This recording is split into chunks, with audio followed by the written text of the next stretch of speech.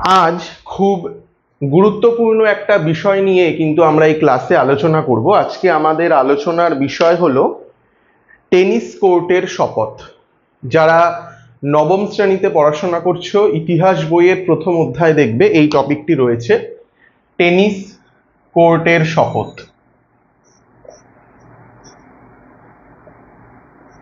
আশা করব যে এই একটা ক্লাস দেখলেই তোমাদের এই বিষয়টা সম্পর্কে আর কোনো প্রশ্ন কিন্তু থাকার কথা নয়। তো বেশি কথা না বাড়িয়ে আজকের ক্লাসটা আমরা শুরু করে দিই। তো বিষয়টা হচ্ছে, এর আগে আমরা আরো দুটো এমন টপিক আলোচনা করেছিলাম যে টপিক দুটো কিন্তু এই টেনিস কোর্টের শপথ টপিকটাকে বুঝতে সাহায্য করবে। তো তোমরা যারা নবম শ্রেণীতে পড়ছো তারা যদি আমার এই চ্যানেলটার ভিডিও সেকশনে যাও কিংবা প্লেলিস্ট অপশানে যাও, দেখবে WBBSE নবম শ্রেণীর ইতিহাস বলে একটা প্লেলিস্ট রয়েছে। সেখানে তোমরা এর আগের আরো দুটো কিন্তু প্লেলিস্টের ভিডিও পেয়ে যাবে। একটা হচ্ছে অভিজাত বিদ্রোহ, আরেকটা হচ্ছে তোমাদের স্টেটস জেনারেল বা জাতীয় সভা। সেই দুটো যদি তোমরা ভালো করে বুঝতে পারো তাহলে কিন্তু টেনিস কোর্টের শপথও খুব ভালো করে বুঝতে পারবে। তাই তোমাদের কাছে অনুরোধ, যারা আগের দুটো ভিডিও এখনো দেখোনি তারা ওই ভিডিওগুলো দেখে নাও। এখনই এই ভিডিওটা বন্ধ করে দেখতে হবে না, এই ভিডিওটা আগে দেখে নাও, তারপরে ওই দুটো ভিডিও দেখে নিও, তাহলে বুঝতে আরো সুবিধা হবে। আরেকটা অনুরোধ করব যে যারা ভিডিওটা দেখছো তারা খাতা পেন নিয়ে বসে পড়তে পারো। আমার এই ভিডিওটা পজ করে করে তোমরা কিন্তু নোটস নিতে পারো, যেটা তোমাদের ভবিষ্যতে খুব সাহায্য করবে। চলো, একটা জিনিস তোমরা সকলেই জানো যে ফ্রান্সের যে অর্থনীতি খুব খারাপ একটা জায়গায় চলে গিয়েছিল। কেন চলে গিয়েছিল তার পেছনে যদি কিছু কারণ বলতে হয় তাহলে অবশ্যই বলতে হয় যে রাজার বিলাস ব্যসন, বিভিন্ন যুদ্ধে জড়িয়ে পড়া, ভ্রান্ত কিছু অর্থনীতি ইত্যাদি কারণে কিন্তু বিপ্লবের আগে ফ্রান্সের পরিস্থিতি খুব খারাপ হয়ে গিয়েছিল। ফ্রান্সের পূর্ববংশীয় রাজা ষোড়শ লুই অনেক পরে এসে কিন্তু প্রবলেমটা বুঝতে পেরেছিলেন যে একটা সমস্যা হচ্ছে অর্থনীতিতে। মূলত তিনি তারপর কি করেছিলেন, তিনি করেছিলেন কি, বেশ কয়েকজন অর্থমন্ত্রীকে কিন্তু তিনি নিয়োগ করেছিলেন এই সমস্যাটা মোকাবিলা করার জন্য। বেশ কয়েকজন অর্থমন্ত্রী তারা নিয়োগ হওয়ার পরেই বিভিন্ন কর প্রস্তাব করেছিলেন এবং বলাই বাহুল্য তারা প্রত্যেকে বিফল হয়েছিলেন। কেন বিফল হয়েছিলেন আস্তে আস্তে বিষয়টা বোঝার চেষ্টা করো। তোমরা জানো যে ফ্রান্সের তিনটে সম্প্রদায় ছিল সে সময়। প্রথম যে দুটো সম্প্রদায় অর্থাৎ যাজক এবং অভিজাতদের কিন্তু কোনো কর দিতে হতো না, আর তৃতীয় সম্প্রদায় যারা সবচেয়ে গরিব ছিল তাদেরকেই কিন্তু সমস্ত করের আওতায় আনা হয়েছিল। তো এই যে অর্থমন্ত্রীরা এরা প্রত্যেকেই কিন্তু কি চেয়েছিল, এরা প্রত্যেকেই চেয়েছিল যে এই প্রথম এবং এই দ্বিতীয় শ্রেণীকে করের আওতায় নিয়ে আসতে, যাতে দেশের অর্থনীতিটা একটা জায়গায় পৌঁছয় আবার।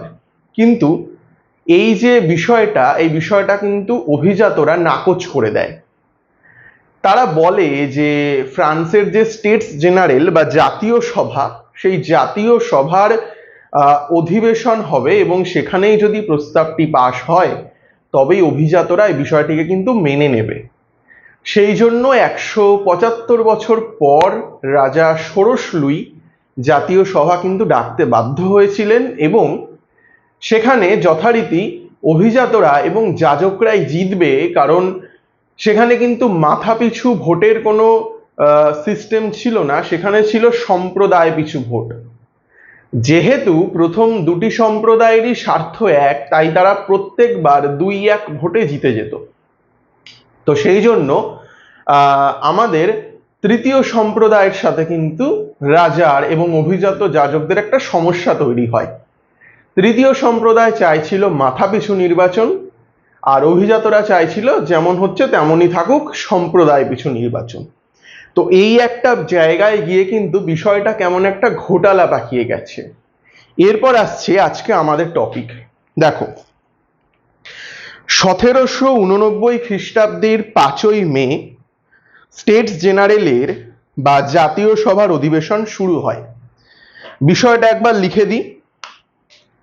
1789 সালের 5ই মে, এটা কি? এটা হচ্ছে জাতীয় সভার অধিবেশন শুরু হওয়ার ডেট। এই তারিখে জাতীয় সভা বা স্টেটস জেনারেলের কিন্তু অধিবেশন শুরু হয়।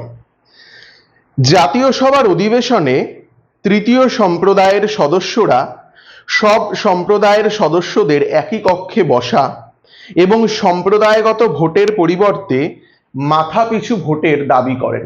অর্থাৎ যেটা বললাম যে যেহেতু তৃতীয় সম্প্রদায় সংখ্যায় অনেক বেশি এবং তাদের যদি মাথাপিছু ভোট দেওয়ার কথা বলা হয় তাহলে সবকিছুতেই তৃতীয় সম্প্রদায় জিতবে। তো সেই জন্য কিন্তু তৃতীয় সম্প্রদায় আগাগোড়াই চাইছিল যে মাথাপিছু ভোটের ব্যবস্থা করা হোক। আর যেহেতু সম্প্রদায়গত দিক থেকে তৃতীয় সম্প্রদায় যদি একটা মাত্র ভোট দিতে পারে তাহলে অভিজাতরা এবং যাজকরা মিলিয়ে দুটো ভোট দিতে পারবে। তাই অভিজাতরাই কিন্তু জিতবে যদি সম্প্রদায়গত ভোটের কনসেপ্ট থাকে। তাই অভিজাতরা চাইছিল যে ওই সম্প্রদায়গত ভোটের কনসেপ্ট থাকুক। এদিকে আমাদের যারা তৃতীয় সম্প্রদায় তারা চাইছিল মাথাপিছু ভোট। তো এই হচ্ছে ব্যাপার। কিন্তু নিজেদের স্বার্থ নষ্ট হওয়ার ভয়ে প্রথম দুই সম্প্রদায় এবং রাজা এই দাবির বিরোধিতা করে। ফলে তৃতীয় সম্প্রদায় কিন্তু ক্ষুব্ধ হয়ে ওঠে। ইতিমধ্যেই মিরাবো, লাফায়েত এবং আবেসিয়েস প্রমুখ উদারপন্থী অভিজাতরা তৃতীয় সম্প্রদায়ে যোগ দিলে কিন্তু পরিস্থিতি আরো জটিল হয়ে যায় এবং তারা কিন্তু তৃতীয় সম্প্রদায়ে যোগ দিয়ে প্যাট্রিয়টিক পার্টি গঠন করে। ঠিক আছে, কি পার্টি? Patriotic party.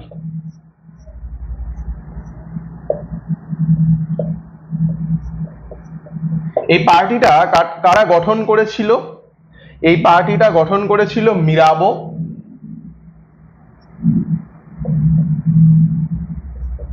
লাফায়েত, আবেসিয়েস প্রমুখ, মানে আরো অনেকে।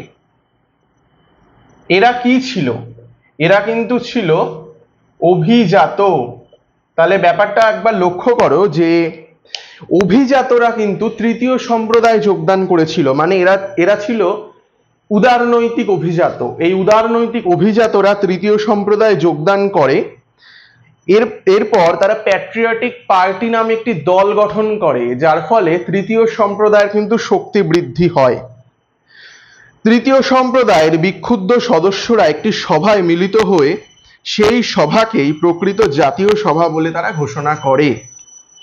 মানে বুঝতেই পারছো, প্রকৃত যে জাতীয় সভা বা স্টেটস জেনারেল, সেই সভাটাকে বয়কট করেছিল এই তৃতীয় সম্প্রদায় এবং তারা সবাই মিলে একটা পৃথক সভায় মিলিত হয় এবং মিলিত হওয়ার পর সেই সভাটিকেই তারা ঘোষণা করে যে এটি হচ্ছে প্রকৃত জাতীয় সভা। একমাত্র তাদেরই কর ধার্য করার অধিকার আছে, অর্থাৎ তৃতীয় সম্প্রদায়েরই কর ধার্য করার অধিকার আছে। ঐতিহাসিক গ্রান্ট এবং টেম্পারলি এই ঘটনাকে ফরাসি বিপ্লবের ক্ষুদ্র প্রতীক বলে অভিহিত করেছেন। এই কোটেশনটা মনে রাখবে। এই যে একটা বিপ্লবের মতন এখানে যে ঘটনাটা ঘটলো, এই ঘটনাটাকে কিন্তু দুজন ঐতিহাসিক, মানে ঐতিহাসিক গ্রান্ট এবং ঐতিহাসিক টেম্পারলি কি বলেছেন? তারা বলেছেন যে এটি হচ্ছে ফরাসি বিপ্লবের ক্ষুদ্র প্রতীক। ফরাসি বিপ্লবের ক্ষুদ্র প্রতীক, ক্ষুদ্র প্রতীক। কোন দুজন ঐতিহাসিক বলেছেন? ঐতিহাসিক গ্রান্ট এবং টেম্পারলি। এই দুইজন ঐতিহাসিক এই যে ঘটনাটা, এই ঘটনাটাকে বলেছেন যে ফরাসি বিপ্লবের ক্ষুদ্র প্রতীক। তৃতীয় সম্প্রদায়ের প্রতিনিধিরা নিজেদের সভাকেই ফ্রান্সে জাতীয় সভা বলে ঘোষণা করে। ফলে রাজা ষোড়শ লুই আতঙ্কিত হন এবং জাতীয় সভার অধিবেশন বন্ধ করে দেন। তৃতীয় সম্প্রদায়ের সদস্যরা 1789 খ্রিস্টাব্দের 20শে জুন অধিবেশনের সভাকক্ষে প্রবেশ করতে গিয়ে দেখেন যে সভাকক্ষটি কিন্তু তালাবন্ধ অবস্থায় রয়েছে। কি বললাম আরেকবার বিষয়টা বলে দিচ্ছি, যে তৃতীয় সম্প্রদায়ের যে সদস্যরা তারা 1789 খ্রিস্টাব্দের 20শে জুন 1789 খ্রিস্টাব্দের 20শে জুন তারা জাতীয় সভার সভাকক্ষে প্রবেশ করতে গিয়ে দেখেন যে সভাকক্ষটি কিন্তু তালাবন্ধ অবস্থায় রয়েছে। এতে ক্ষুব্ধ হয়ে তারা মিরাবো এবং আবেসিয়েস এর নেতৃত্বে নিকটবর্তী টেনিস খেলার মাঠে সমবেত হন। খুব গুরুত্বপূর্ণ কিন্তু একটা পোর্শন, এটা খুব ভালোভাবে দেখতে হবে। সেটা হচ্ছে কাদের নেতৃত্বে, কোন দুজন মানুষের নেতৃত্বে তারা নিকটবর্তী টেনিস খেলার মাঠে গিয়ে সমবেত হয়েছিলেন। মিরাবো এবং আবেসিয়েস, মিরাবো ও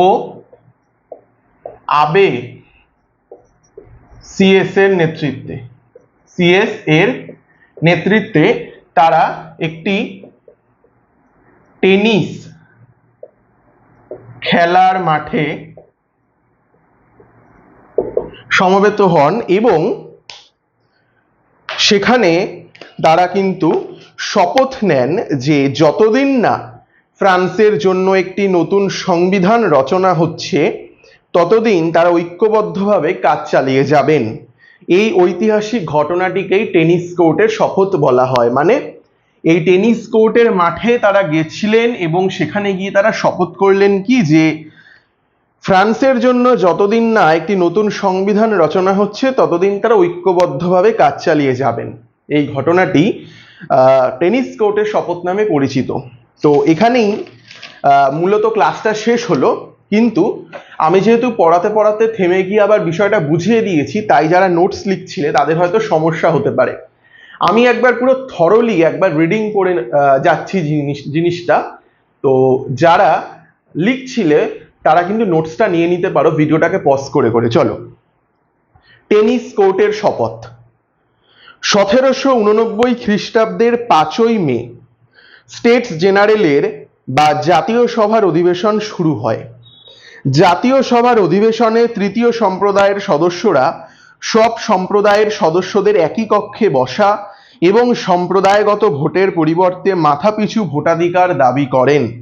কিন্তু নিজেদের স্বার্থ নষ্ট হওয়ার ভয়ে প্রথম দুই সম্প্রদায় এবং রাজা এই দাবির বিরোধিতা করেন।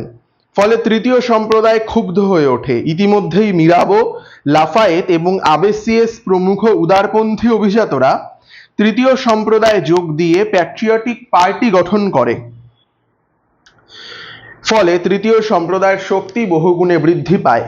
তৃতীয় সম্প্রদায়ের বিক্ষুব্ধ সদস্যরা একটি সভায় মিলিত হয়ে সেই সভাটিকেই প্রকৃত জাতীয় সভা বলে ঘোষণা করে এবং দাবি করে যে একমাত্র তাদেরই কর ধার্য করার অধিকার রয়েছে।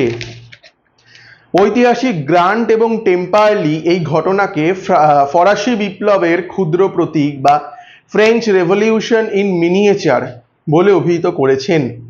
তৃতীয় সম্প্রদায়ের প্রতিনিধিরা নিজেদের সভাকেই ফ্রান্সের জাতীয় সভা বলে ঘোষণা করেন। ফলে রাজা ষোড়শ লুই আতঙ্কিত হয়ে পড়েন এবং জাতীয় সভার অধিবেশন তিনি বন্ধ করে দেন। তৃতীয় সম্প্রদায়ের সদস্যরা 1789 খ্রিস্টাব্দের 20শে জুন অধিবেশনের সভাকক্ষে প্রবেশ করতে গিয়ে দেখেন যে সভাকক্ষটির তালা বন্ধ অবস্থায় রয়েছে। এতে ক্ষুব্ধ হয়ে তারা মিরাবো এবং আবেসিয়েস এর নেতৃত্বে নিকটবর্তী টেনিস খেলার মাঠে সমবেত হন এবং সেখানে শপথ করেন যে যতদিন না ফ্রান্সের জন্য নতুন সংবিধান রচনা হচ্ছে ততদিন তারা ঐক্যবদ্ধভাবে কাজ চালিয়ে যাবেন। এই ঘটনাটিকেই টেনিস কোর্টের শপথ বলা হয়। তো এই ছিল আজকের ভিডিও বা ক্লাস। যাদের ক্লাসটা থেকে কিছু উপকার হলো তারা কিন্তু ক্লাসটা বন্ধুদের মধ্যে শেয়ার করে দিতে পারো এবং এই চ্যানেলটায় নতুন হলে চ্যানেলটা অবশ্যই সাবস্ক্রাইব করে পাশে থাকতে পারো। এরকমই নিত্য নতুন বহু গুরুত্বপূর্ণ ভিডিও তোমাদের জন্য এই চ্যানেলে আপলোড করা হয়।